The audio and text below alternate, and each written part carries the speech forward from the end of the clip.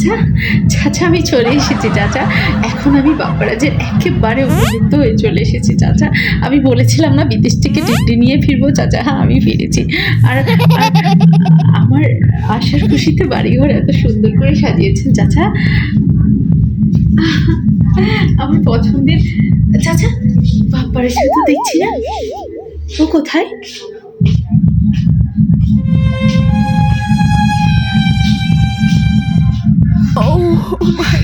না চাচা, এটা হতে পারে না। আপনি বলেছিলেন না আমি বিদেশ থেকে ডিগ্রি নিয়ে আসলে বাপ্পারাজকে আবার করে দিবেন। এটা হতে পারে না।